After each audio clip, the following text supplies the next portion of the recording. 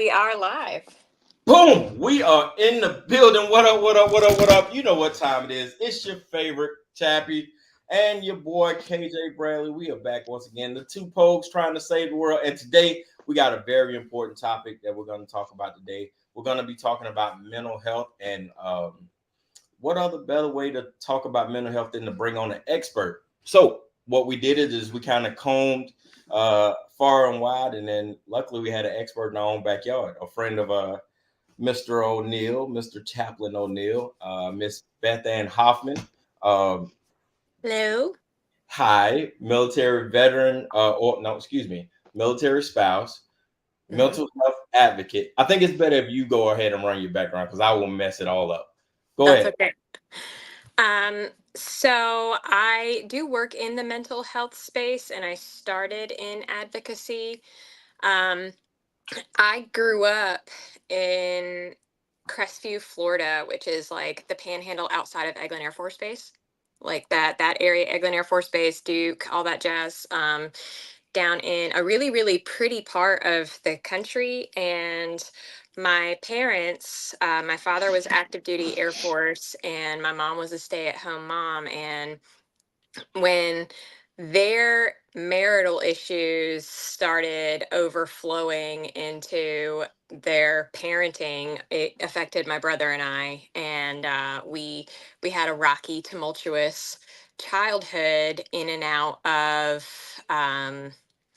I won't say it was foster care. We had multiple guardian ad litems. That it was a real experience, a real traumatic experience for any kid to go through, right? Um, and when my mom, the stay-at-home mom, is trying to get support, it comes out as like this vindictive, crazy ex-wife that's looking to take her ex-husband, for all that he's worth. She's calling his first shirt. She's calling the chaplain. She's going to the FRG, like she was doing everything she could to try and make sure she was getting everything that she needed to make sure that her and her kids were going to be okay. And it comes across as, this woman's trying to ruin this airman's life, is what it looks like, right? Yeah. And she's mad, and that's what it looks like. So long story short, the my experience with mental health in the military space started as a kid, as a non-military person. Um, Fast forward to adulthood. After that, I'd gone through a few stepfathers, a few stepmothers. Both of my parents remarried, were in other relationships. My father had more kids. My father and I each have a 16-year-old child. Oh wow. My dad went with me one time to take his grandkids trick-or-treating, but he was also pushing the stroller for his own kids. Oh So, man. Is his 16-year-old a boy or a girl? a boy. So is your daughter older than the boy? Hmm.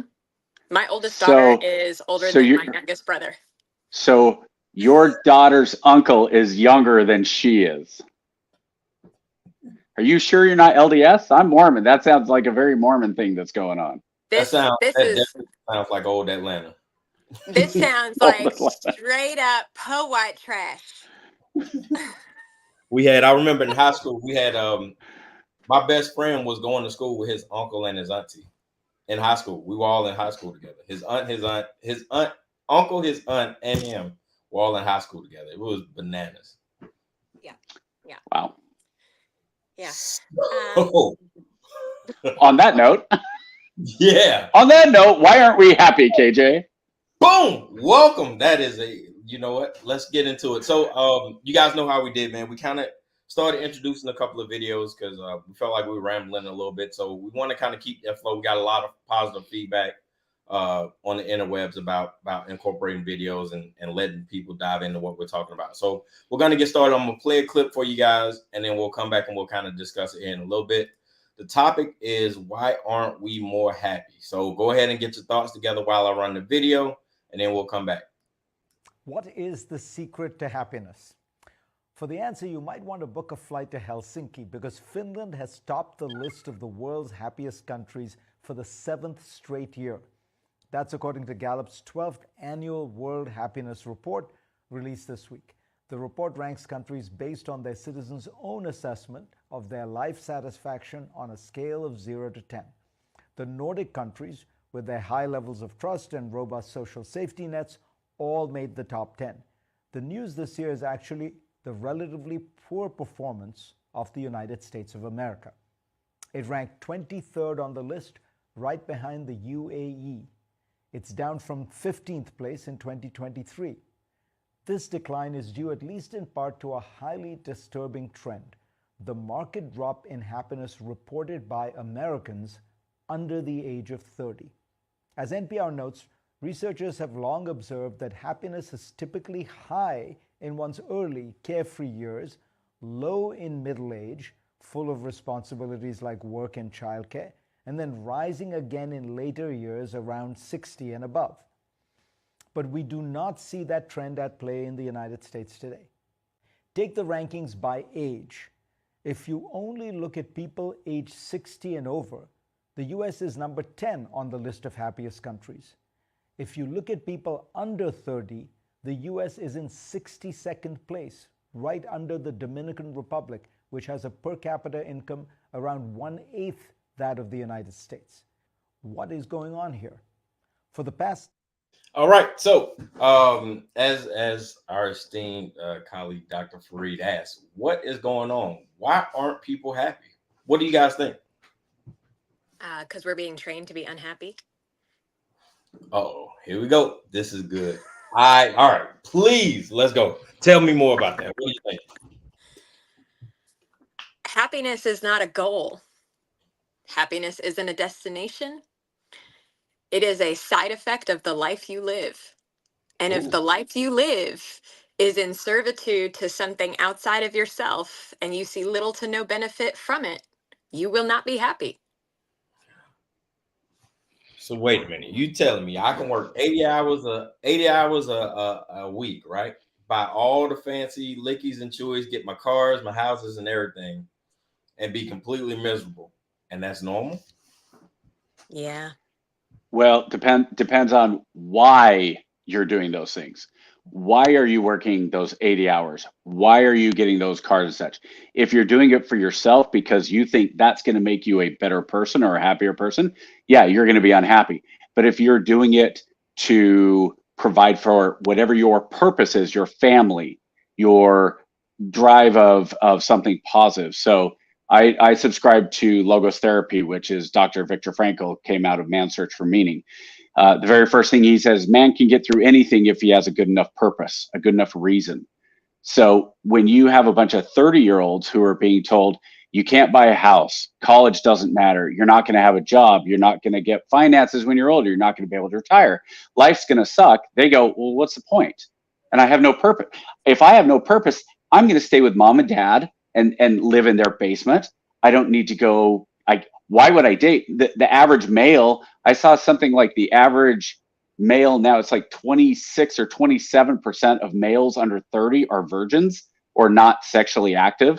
And that doesn't surprise me at all.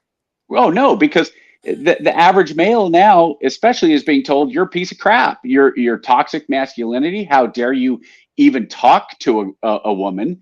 If you show the slightest sense of interest, you're a predator. So their purpose goes right out the window. Meanwhile, and this is not said with a sense of morality or to shame anybody. Meanwhile, the females who are hardwired to have the highest level of man they can, because it's somebody who's going to provide for them, protect them. What they've done is they've gone out and said, well, you know what? If guys can go out and sleep around, then so can I, and I'm not going to get pregnant, and I don't need a family because I'm all about me. And so now they don't have a purpose.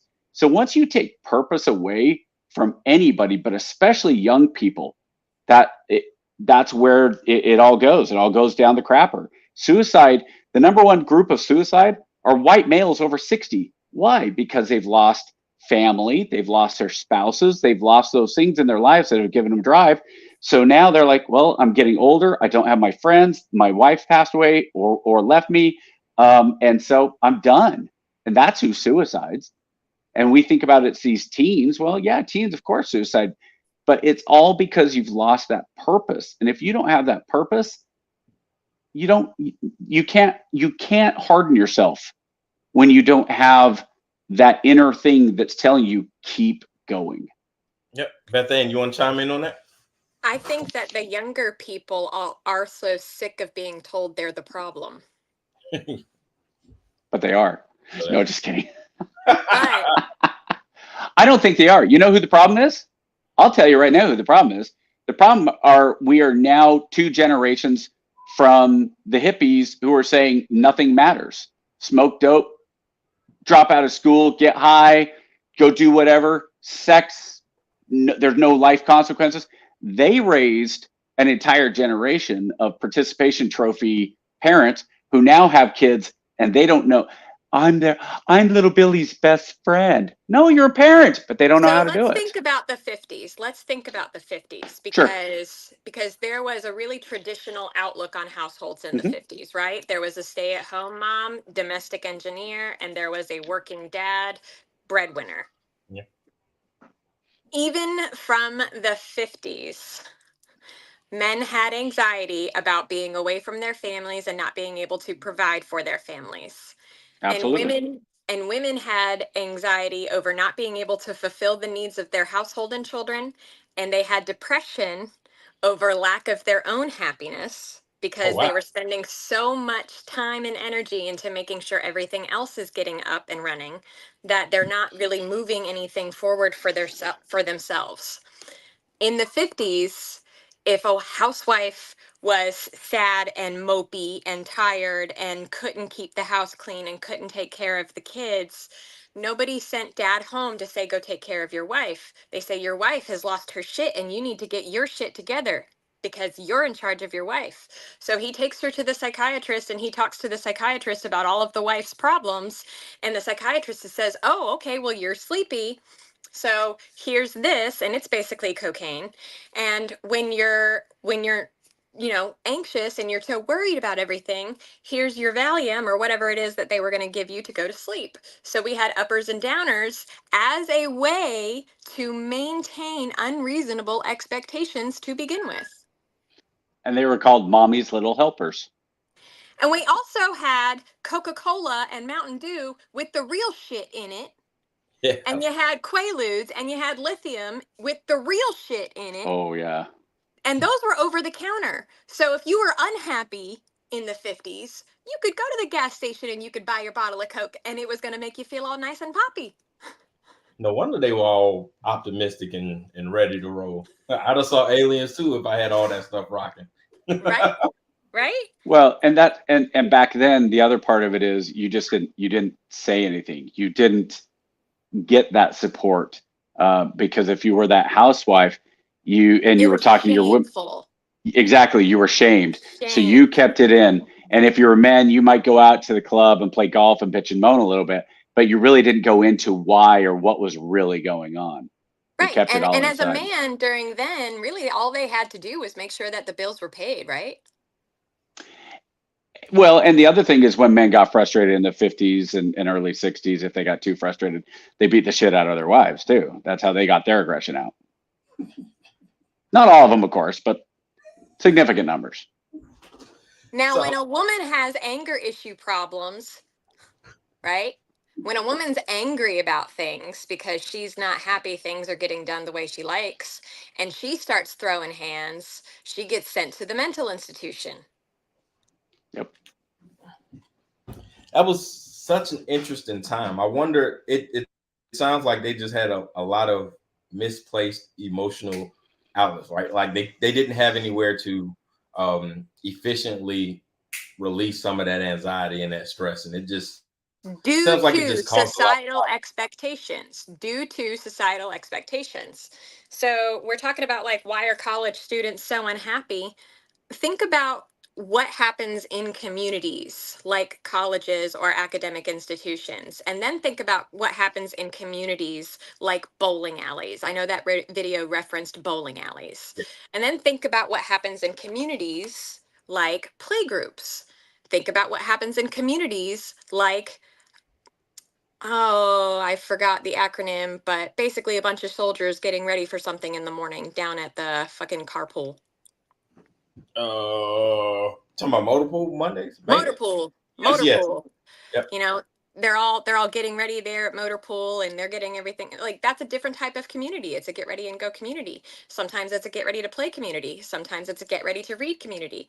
The community needs to serve a need, and that need needs to feed you in some way. That's why if we're not getting anything that we need from anywhere else, because the only thing that we need for mental stimulation is the screen that's in front of our face, then we don't have to go anywhere else for mental stimulation. And physical stimulation, well, that's kind of uncomfortable, really. So I don't want to do a whole lot of physical stimulation, only enough that feels good.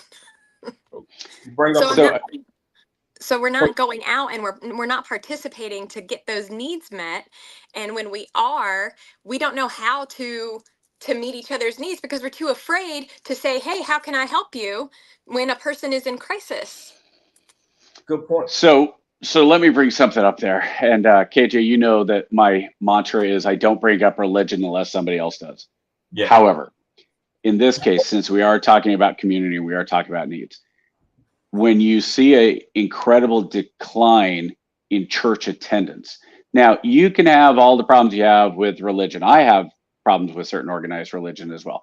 That said, what most churches provide is that sense of community, is that sense of service to each other, is the opportunity to serve. And when you have these kids that are in college and they aren't finding the, not just community, but positive community. Yeah, okay, they have their groups that they go out on Saturday night. And I mean, back in the day, it was you'd go down to the bar and just hang out and talk to girls and talk to guys and all that stuff. But then on Sunday, you'd go to church and, you know, you'd have some real conversations and some real relationships. You don't get that in bars. And today, I don't think the average college student is going anywhere to get that positive feedback. Look at right now. Oh, I want to be part of this Palestine. Oh, these protests. That just speaks to me.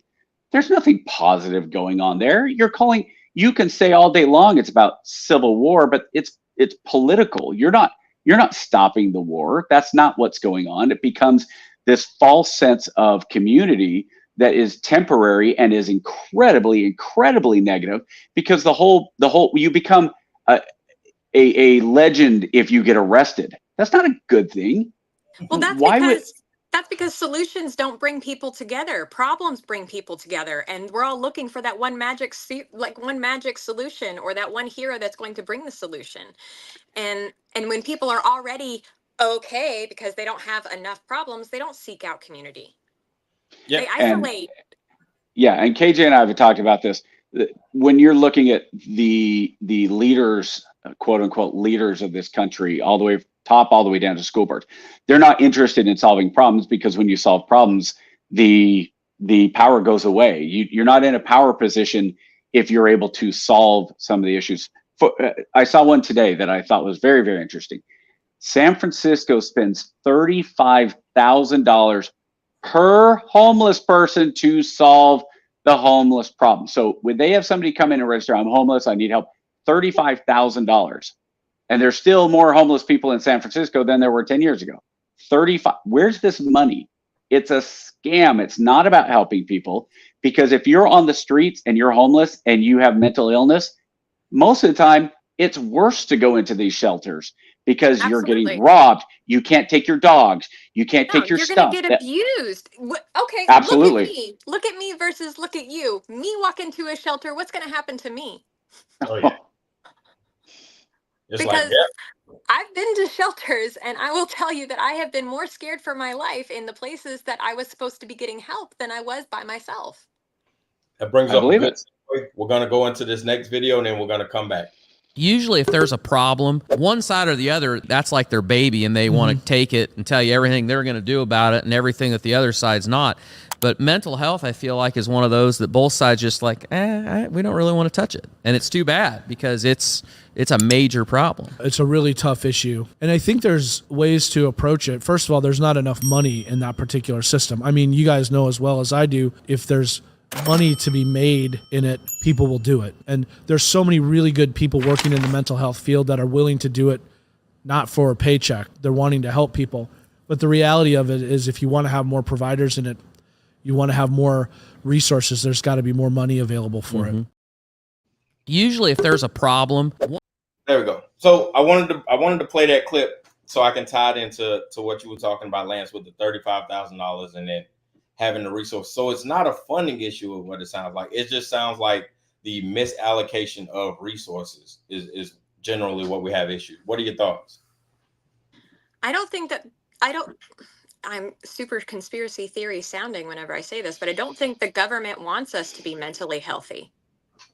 And I don't think that the military in particular wants units and platoons and brigades full of soldiers that all have the exact same neurotypical mindset, because they're not going to solve problems. They will only utilize the pre-recorded information that has been fed to them to implement action as being instructed, but they will not solve problems. And that is another reason problems are what bring people together. Solutions shove people in directions they don't even want to go. Yeah. When you talk about the money involved, maybe tin hat for me too.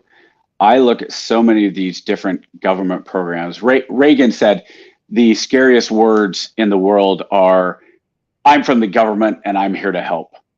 So you have these, whether it's a federal, whether it's state, whether it's local, when you're throwing money at the problem, it doesn't work. Schools, mental health, whatever it is, money doesn't do it. Like BethAnne is saying, when you're looking at the core issues involved and you're looking at finding why people are acting the way they are, and yeah, we don't know why some people are schizophrenic. Okay, fine. But are we finding out what does the average person who needs support? Are they getting the support they need? Not just, hey, we're going to throw you at a therapist.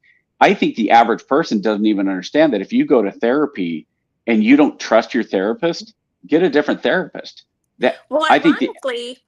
Ironically, I think the lack of mental health care in the country and the lack of access to reputable mental health care in the country has created this scenario that we've utilized the internet to educate ourselves. And now mental health is just as tied to physical health, if not more important, because we know that the connection between our neurological systems and our metaphysical systems are so interconnected that if this is fucked up, then this is going to be fucked up too. And if this is fucked up, then there's going to be something going on up here. And in order for everything to be running together on optimal levels, we have to be moving towards things that do make us happy. We have to be moving towards things that are fed by an internal desire. And if we're not moving towards things that satisfy that desire to achieve our own happiness, and it's to fulfill someone else's goals, then we're not going to feel the satisfaction the way we want to. I think that recovery and sobriety are sweeping the nation, and that is due to the fact that alcohol is creating a whole lot of sickness. The opioid crisis is creating a whole lot of sickness, right? And these physical sicknesses, we're being told as addicts in recovery, we wouldn't have these physical sicknesses if we didn't abuse our substance. But now we're turning out and finding that even if we didn't abuse the substance, we'd still have all of the same shit we were dealing with before. We're still the same people that we were before we abused a substance. Why weren't we happy before we became addicts and had our lives ruined? We were already unhappy. So let's walk the dog a little bit on that when we talk about. But go ahead, Lance. I'll let you jump in. And then one thing I want to say that, and I think BethAnne will agree with this, is when we're talking about solutions, and you look at where the solutions are coming from, quote unquote solutions are coming from. Mm-hmm. So if I am somebody who is really struggling with mental health, and I go into my doctor or psychiatrist, and I say, here's what's going on, they're going to say, okay, well, let's try let's try this drug, this drug, this drug, this drug, this drug, this drug, this drug, each in order to see if any of these will work. We're just genuinely spitting in the dark, but here's the steps we go through, not examining what the causes are, what's going on. So if you went to your insurance company right now and said, hey, I'm really stressed, I don't feel well, whatever I eat, I'm not getting enough sleep, I exercise, I do all those things that I'm supposed to do. But I've heard, maybe could I get a blood test that maybe would show genetic markers that would tell me what to stay away from to eat, or what I should eat, or the things that, how that will interact with my body? The insurance company go, oh no, we don't provide that stuff. No. Where, this is a $500 to $1,000 test, and conspiracy theory goes, the reason you don't do that is because you could spend, and the insurance company could spend $500 to $1,000, but now all the pharmaceuticals that are about to be prescribed are no longer prescribed. And whether it's drugs, whether it's alcohol, because genetics, I look at genetics and addiction. People talk about, oh, my grandpa was an addict. And so, yeah, I mean, I've heard maybe that makes me more suspect. I think we're going to find out that addiction, in whatever form it comes from, is probably 95%. So my grandfather died of sclerosis. So heavy alcoholic, died at 50, 55. So well before I was even born. And I look at my family, there's addicts in my family, but even my dad, who was very, very straight laced, I talked to my two sisters, and I was talking to them saying, hey, do you know what dad's addiction of drug of choice is? And they're like, Dad doesn't do any of that. I said, no, it's control. And they're like, no. Oh. And after we talked about it for a minute, they went, oh, yeah, that kind of makes sense. So Now, we can have those addictions. Yeah. Bringing us back to the military, what's a soldier not supposed to have? Lots of stuff. But what answer are you looking for? Control over any of their own actions. Yep. Yeah, they're supposed to do what they're told. Yeah. And unquestioningly. Yeah. Unquestioningly giving up absolute autonomy. And that doesn't give you some kind of anxiety, like something bad could happen to me up here? Yep. Drove me crazy. How about you, KJ? Oh man. Was there anything worse than being told you have to do this, and you went, this is okay, this is the new dumbest thing I've heard this year? The most dreaded question in the military is the question why. Because now you have to, as a mid-level leader, you have to explain to them that, hey man, sometimes there is no why. We're just gonna do it just to get through it. But before we go ahead, I wanna the comments have been booming tonight. Hey Meg, how you doing? Pinnacle PRS has been rocking too. So it says we have constant pressure and anxiety over trying to be happy like everyone else. Social media and people's highlights profiles make us believe that what makes others happy will make us happy too. What are you guys' thoughts on that? Well, we know that Instagram is a highlight reel, right? Like, it's not all of the real, it's not all the details, it's not all the nitty gritty. But what we don't know is what we don't know. And when I say that, what I mean is this expectation of, I'll go with moms because I am a mom, right? When Rob was active duty, that's my husband. When he was active duty and he would deploy or TDY, it was expected of me to hold it down in the house and keep it alive and keep it from burning down until he got home, right? And I did that. I handled that pretty well. The house is still standing. All the kids are still alive. Right? Nothing bad happened. But here's a good example of expectations on mothers, because I'm a mom. After Rob got out of the Army and he started working at Augusta National, I got to utilize one of the family passes to bring my son to see Tiger Woods live in tournament at the 18th hole of Augusta National. Ooh, nice. Now, he was 6 years old and he was a good 35, 40 pounds, not super, super heavy, but a decent size of a kid.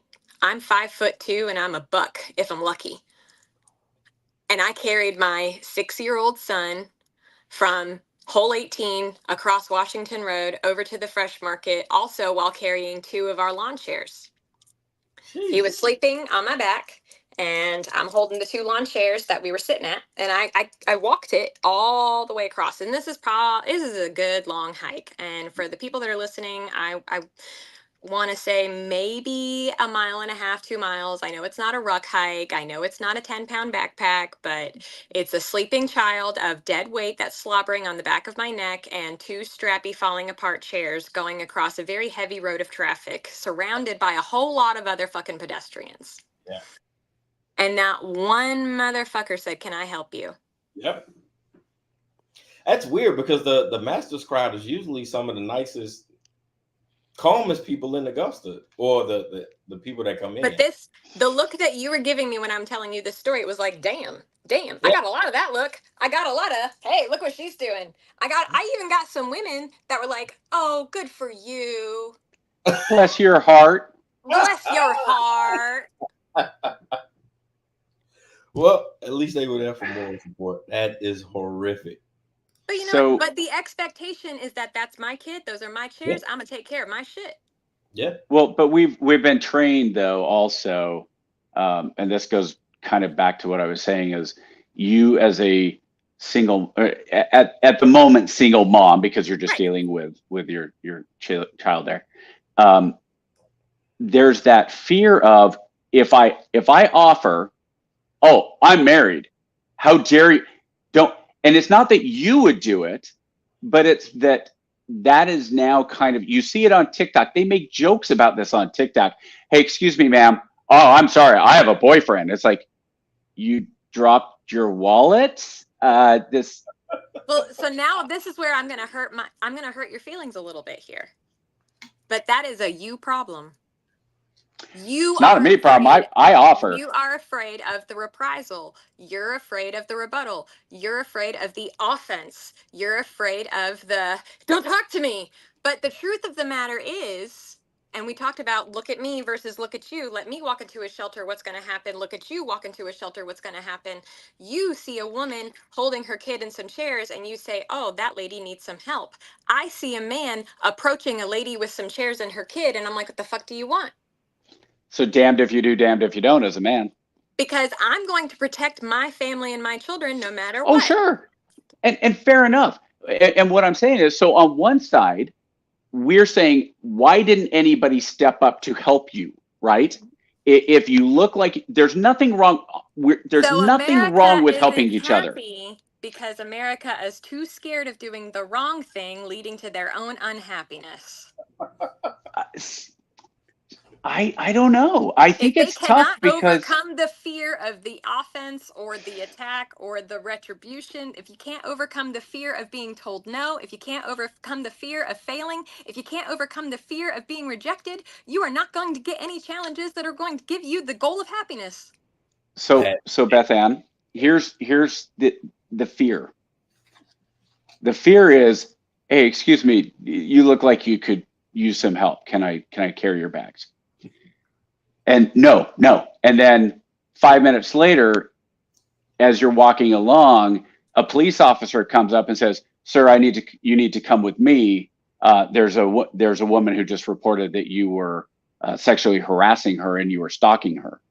It's to the point where basic common courtesy, let's say just walking in a, and it's not that bad in Augusta compared to other places, but you're walking into a store, you open the door for somebody else, and the response, and I've heard it, "Oh, you don't think I can open my own door?" And it's like, I would hold this door for a dude behind me. That's not, I'm just trying to be nice. Yeah, but you being mad about it or you being offended is still a you problem. I guess. Interesting. Well, it doesn't make me sad. I'm not sad by somebody. Me, I kind of like F you too, dude. Whatever. Okay. Yeah. All right.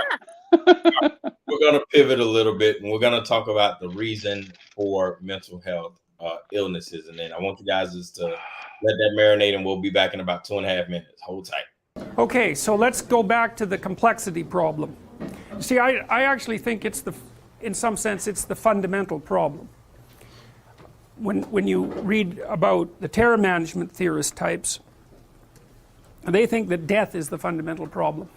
And that's a good argument because it's definitely a fundamental problem, but I think it's a subset of the complexity problem. And the reason I think that is because sometimes people's lives become so complex that they'd rather be dead. So, and the reason they seek death through suicide is to make the complexity go away, because complexity causes suffering if it's uncontrolled. You know, things just get beyond your control. And that can happen, you know, if you're hit by 3 or 4 catastrophes at the same time. You know, maybe you have, oh, the political system collapses, there's hyperinflation, you lose your job, and you have someone that you love or 2 people die, and maybe you get cancer, something like that. Like that, those things happen to people, and they just think, well, there's no getting out of this. Like, it's just too much. And you know, one of the things that's very interesting about being a psychologist is that what you learn if you're going to be a psychologist is that people come to you with mental illnesses, and that's almost never true. People come to you because their lives are so damn complicated they cannot stay on top of them in any way that doesn't make it look like they're just going to get more complicated. And so then that causes symptoms. You know, it's like, it's this old idea, it's sort of a metaphor for genetic susceptibility. Take a balloon and blow it up until it's beyond its tolerance, it's going to blow out at the weakest point. Well, that's sort of what a genetic susceptibility is. If I just keep adding complexity on top of you, at some point you'll blow out at your weakest point. You know, maybe you'll get physiologically ill, maybe you'll start drinking, maybe you'll develop an anxiety disorder, maybe you'll get OCD, maybe you'll get depressed, whatever. There'll be something about you that's the weakest point, and if I just push, that's where you'll blow out. So that's a mental illness, but those things almost never. So, lot to unpack in that video. From what I understood him saying is, there isn't necessarily a mental illness issue. There is a problem with dealing with things happening to you issue. What did you guys get from that video? A coping skill issue. Coping skill. There you go.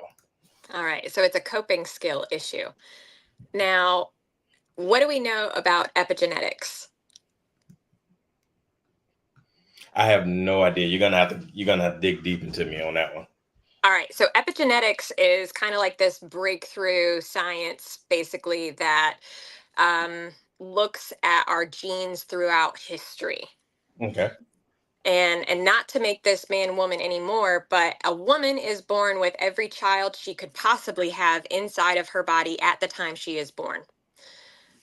And a man is born able to generate new swimmers to make potential new babies for his entire life. Now, when we know that something happens to us in our lifetime, aka PTSD, it alters our DNA, something inside of us. It's stored in our nervous system, the electrical computer that sends all of the information to everywhere in our body. It's like a download of, hey, this is something shitty that happened and we don't know how it was solved, but we're going to send you the warning indicator so that when you see the shitty thing, you'll know it's a bad thing. Oh, wow. That's basically survival evolution at its absolute basic. Oh. So they've done testing on that to show that primates, monkeys, you know, they get shocked if they go up towards the food, and then the monkeys will train the next one, and then generations later, you know, as the baby monkeys come in who have never seen the ladder, who've never seen the shock, who were not told by the other monkeys to stay away from the ladder, they will stay away from the ladder. Yes. Okay. So now, if a woman experiences a traumatic life before the birth of her children, that DNA that has been altered has also gone onto the eggs inside of her body, sent out through the electrical nervous system program to those new babies. And now those new babies have the information from the mother's life, including things to stay away from, including illnesses. That is insane. So it doesn't matter if she has a boy or a girl, though. Okay. So a boy can inherit the illness and it will manifest in a boy body differently than in a woman body, because a woman body has to be prepared and ready and able to continue to make babies until her time to make babies is done. So hers is going to be more condensed in her childbearing years. Those are all of her problems from that illness that she inherited. They're all going to be condensed and manifest and show in her childbearing years.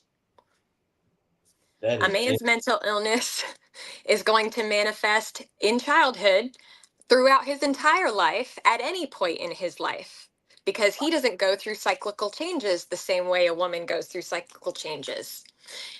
And now our coping skills are where we differ, because the life we lead is what is going to help us acquire coping skills. Coping skills can be beneficial or maladaptive. right.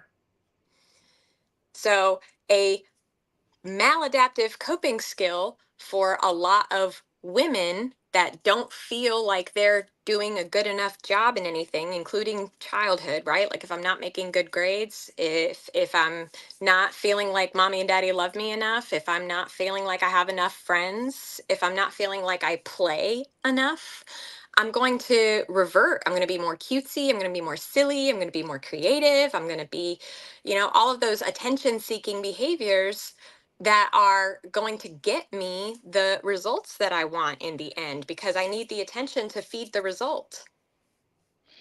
And dealing with those issues, like you said, are different. You don't see a lot of men who cut.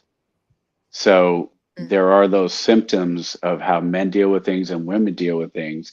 And like you said, it's very genetic. Women might go out and like you were saying, have some of those cutesy things, where men might go out and pick fights because they want to either beat somebody up or get beat up, and get that physical violence out. So, and women can do that too. I definitely feel feisty plenty of times as an adult. Sure. But I think that period I was referring to was more in childhood. Young girls are not as likely to be super confrontational because they're told that hitting is wrong.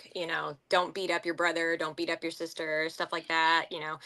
And being nice and being kind and having well mannered and good hygiene. These are all really, really pushed onto women, and on boys, it's, roughhouse a little more, play a little more. And as awful as we hear it now, we hear the term boys will be boys.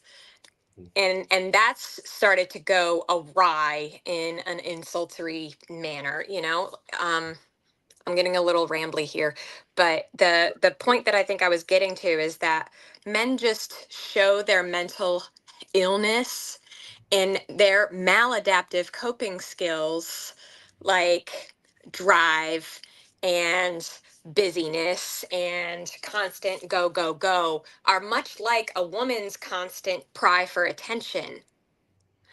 The doing is how a man solves his problems. The doing is his coping skill. This go and drive and get and conquer and acquire. And a woman's coping skill is, well, why doesn't anybody like me? So she's just going to do things to make people like her. Yep. So I'm glad you brought that up. So in this digital age, and with the advent of social media and all that other stuff, do you think that it's making it easier for people to kind of get that dopamine? I call it the rocket ship boost, right? That dopamine push, where you just need that quick shot of adrenaline to get you through the day. So Absolutely.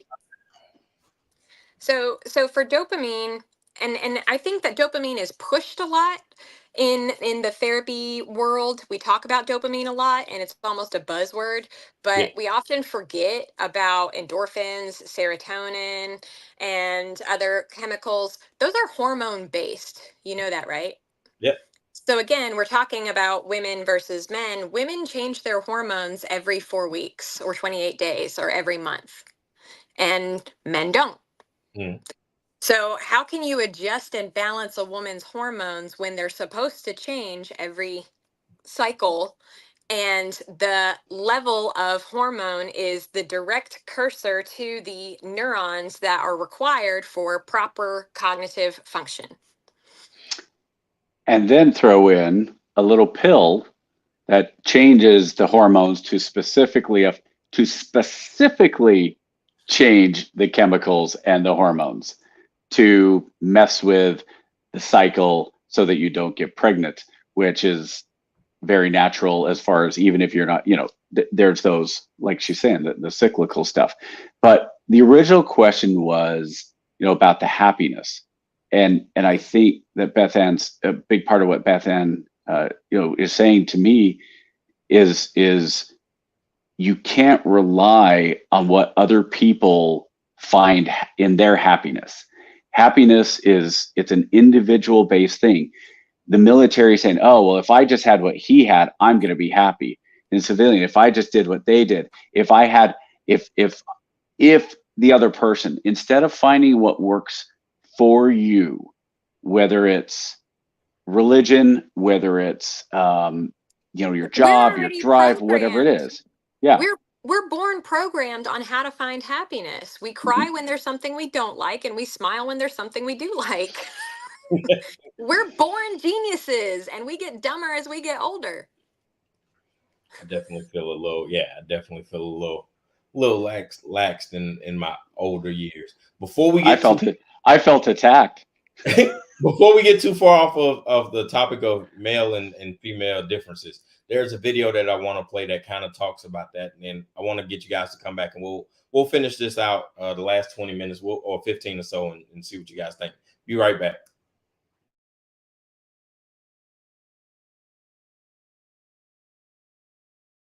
I'm Dr. Cody Porter. I'm a senior lecturer in psychology from UWE Bristol, and today's lecture is going to focus on gender differences. So women are twice as likely as men to have a mental health condition or a mental disorder. And according to the World Health Organization, the WHO, this is due to several risk factors of mental illness that disproportionately affect women, such as gender-based violence, lower socioeconomic status, and lower average income. However, while gender inequality is a cause of mental illness worldwide, gender bias in medical diagnosis is also caused due to doctors more heavily focusing on mental health conditions that cause symptoms for women rather than men. For example, doctors are more likely to diagnose depression in women than they are compared to men, even when they have identical symptoms and even when the depression score is the same. Some critics of the DSM, diagnostic criteria, argue that actually some of the diagnostic criteria are biased towards pathologizing one gender over the other. Now, Broverman and colleagues in 1970 found that US clinicians associated mentally healthy adult behavior with mentally healthy male behavior. And this is really important because this illustrates a form of gender bias.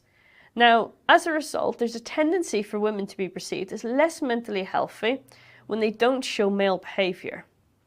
And interestingly, some research has indicated that the psychiatrist's own gender might have an impact on their ability to diagnose other individuals. All right, so she goes on to, and I'll post all the links to these videos so the viewers can kind of go check them out themselves. So long story short, she just kind of goes on to talk about more about how if a male was to go to a female therapist and vice versa, that the diagnosis will be kind of swayed, and you don't normally get that genuine diagnosis. So what are you guys' thoughts on that? What are you guys' opinions and experiences in that matter? My experience with healthcare has been touch and go. I agree when she's talking about this disparity between the subject of what is healthy, right? Like when I go to get labs done and they come back and they say all of your labs are normal, I want to know what it's normal compared to what. I'm 100-pound, 5'2" female that's delivered 3 children and had 2 surgeries. And if the information that you're telling me normal is based off of a 165-pound, 5'10" male that's never had any children, our labs are not going to be the same, whether or not they're both normal. And if I'm experiencing hormonal differences or neurological differences, and I'm getting treatment based off of the information collected from other 165-pound, 5'10" men, it's still not going to be applicable to me just because I'm not that. So when you ask, if you go get that blood work and they say it's normal, do you ask them that? And what's the response to that? I say normal for what, or can I say, can you explain that to me? Or I'll ask them like, what did these letters stand for? You know, most often I end up going and taking my lab results and searching what each thing they tested for was and what the normal range for women my size and, you know, medical history have, and I acquire treatment from that information. I was curious because that's what I end up doing too, is I look at those numbers and go, okay, now wait a minute. You said here's, luckily I can go look up if I get a lab done, I can go on the military website and pull it down. And then I'm like, okay, what's this one? What's this one? What's this one? I do. It's interesting the language that was used in that video, gender bias, because I think it's an inflammatory word because it's like gender differences. There should be gender differences. You should be treated differently if, like BethAnne or me, if we both go in to a psychiatrist and start describing what the symptoms are, yeah, we should be treated differently because what BethAnne just said. And so to then term it as a bias makes it seem like there's this purposeful or whatever negative. And I think we do have biases. And they're built into our own world experiences, our life experiences. I've got to assume that an oncology doctor, his first thought anytime anybody walks in his office with the sniffles is that person has cancer. So we need to be real careful too about looking at things and saying, all right, are they being done maliciously? Or are they being done ignorantly? Or are they being done that's just the best they can do? Because some people, they don't know. Like my wife for years has talked about hormones and trying to find a doctor who can sit down and will go over a lot of the hormone stuff. And she has done more research. It's funny, you know, she'll come back and say, my doctor didn't know about this and didn't know about that. I'm like, well, yeah, Heather, why would they? They're a general practitioner. They're not going to know this stuff. And you have been reading these and you've been going in and doing research. And it's one of the things that's driving me crazy since COVID, this whole, oh, so you're smarter than doctors because you've done your own research. Well, yeah, because a lot of the times my research is done for me. Well, and this is where we can bring recovery back into this, because in recovery we're taught as a new coping skill for our previously maladaptive coping skills, that when we're worried about what other people think, we're told, well, nobody's really thinking about you as much as you're thinking about you. And that's a true statement. That's a solution for everybody that's supposed to be providing the services for us too. The doctor that I'm seeing for my health is thinking about his kids. Yeah, I agree. So when in terms of that, the video, thinking back on it, they mentioned how if a female was to see a male therapist or a male doctor in generalized case, they don't necessarily get the same, I guess, care or concern, and they usually don't get diagnosed properly. Have you guys noticed any of that, or what do you guys think about that? Think about what it takes to be a good mental health practitioner. Like, most people consider this bare minimum requirement to be a good therapist is simply being an empathetic and compassionate individual that helps you guide you through your own shit. Mm-hmm. They don't solve anything for you. They just help you go through your own stuff, right? And any decent human being that has an empathetic ear can do that, right? Yep. Now, the difference between why we're going to these practitioners and why we're having to solve all of these own problems on our own is because, again, I don't think they really want us to be happy. Yep. If we're happy, why do we have to go to the therapist? So I have told people, now listen, as a chaplain, I do not do professional counseling. Let's be real clear. I had a psychologist, Army psychologist, say, you know, I'm really mad because chaplains do counseling and you guys aren't licensed counselors. It's like, hey, cool. Since we last spoke, I am also an ordained minister, just so you know. Cool. So, so I look at it and go, okay, I'm there to try to help the person work through their problems, figure out course of action, and then go from there. Yeah, you're right. I can't solve anybody else's problems. I'm not going to solve anybody else's problems. But one big thing that I tell these guys, because I've had, military and non-military, but it probably applies a little bit more to non-military, is when somebody says, "Oh, I've been going to," and let me preface this, outside of people who have real serious long-term mental health issues, real thing, schizophrenia, things like that. And that's not to say you can't have different long-term things. But when you're going to a problem, well, I've been going to my counselor for 3 years. What? 3? You've been going to the same person for 3 years? Dude, you're paying for their sailboat. That's what you're doing. I will not meet with a soldier for longer than 6 months. And that's maybe meeting with them a couple times a month at most. Because after 6 months, I'm like, dude, if you're not getting anything from sitting with me and having these discussions, and you're having these same problems, we've talked about it as much as we're going to. I can't prescribe anything to you. I don't have the solutions, and whatever we're talking about isn't working. So you probably need to go to somebody else. And I think that's true of just about anybody. If you're going through any type of serious counseling, I think that if you're longer than about 6 months and you're not seeing improvement, now if you're seeing slow incremental improvement over 6 months and you're on that upward, fine, very different. Mhm. But if you go in and it's just, well, sit down on the couch. How was your week? And what did you do this week? Oh, remember we talked about that with your dad.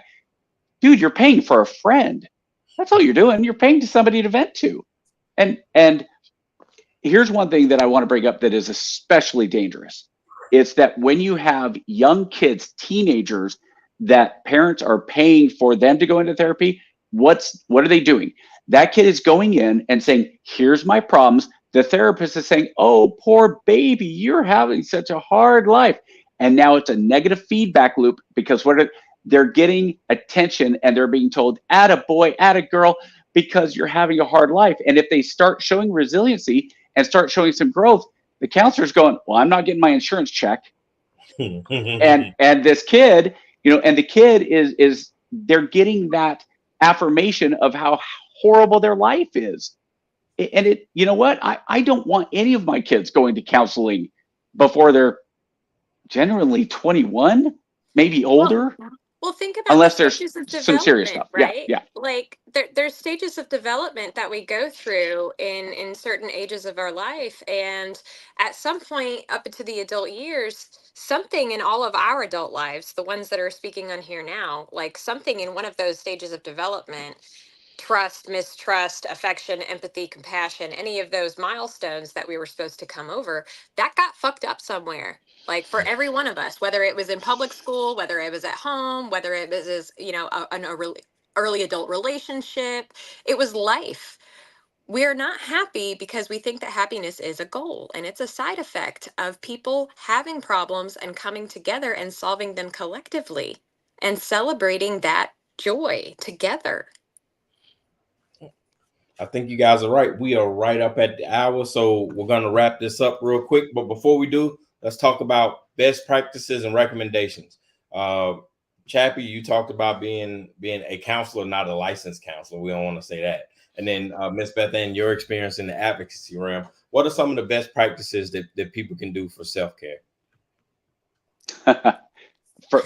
I'll start.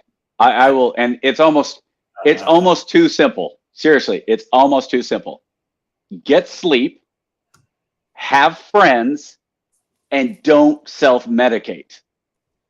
You do those 3 things, you're going to be very, very much more healthy than you would be otherwise. I've broken every last one of those rules. Every last one. I have one that's even simpler than that. Love yourself. Love yourself enough to not have to hurt yourself when anything is wrong. Yeah, broke that rule too. So just in this last hour, I realized, I got some work to do. All right. So final thoughts. The hour flew by, man. This was intense, man, and I wish I could do this again. This was great. I got tons of notes, and I can't wait to play this back so I can go dig into some stuff. Anybody who wants to start? Final thoughts. BethAnne, you're up. Final thoughts. I really want to repeat, if we love ourselves, if we love ourselves enough to not hurt ourselves in any way, that means not lying to ourselves, that means not hiding from things that are scary to us, that means not reaching for a substance, it means willing to have the uncomfortable conversation even though it's uncomfortable. Love yourself enough so that hurting yourself is not the way you fix anything ever again. Nice. Chappie? I'm going to tease next week along with this. Find things that are just happy, silly. So next week, if you know who this is Private Murphy from a comic strip that if you're in the military, you know who this is. And Private Murphy is written by Mark Baker. And I reached out to him last week and said, hey, would you be interested in coming in? And he was like, well, I don't really like to do interviews, but sure. So we're going to be talking to a comic draw artist next week. And, it's going to be interesting because I think we can kind of bring this up with him is how, the inspiration, I look at things in life and I'm gonna go back to our first guest, Greg Easterbrook. The world that we are in right now is not that bad. We're living in a great time. We're in the lowest level of famine, the least number of wars, the technology and the comfort that is available to us are phenomenal. And sometimes it's okay. It's not privilege. Sometimes it's okay to say we're blessed. It doesn't have to be a negative thing. We make these things into negative things. It used to be that, you know what? Yeah, my parents were middle class. I guess that's better than dirt poor. So we were blessed. But nowadays it's, oh, you're privileged. I don't listen to it. I just go, you know what? You can think I'm privileged all you want. I think I'm, like BethAnne said, I try to take credit for what I've done and what I am, but at the same time, I also look at it in a very religious point of view and go, nothing I've done is valuable or has been done without God providing it for me. And so I'll get religious there for a second and just say that as tough as this world is and everything, it's not that bad. And there's something looking over us. And if we just ask for help, sometimes the answer is no. Sometimes we need to go through these trials to be stronger and get that resilience.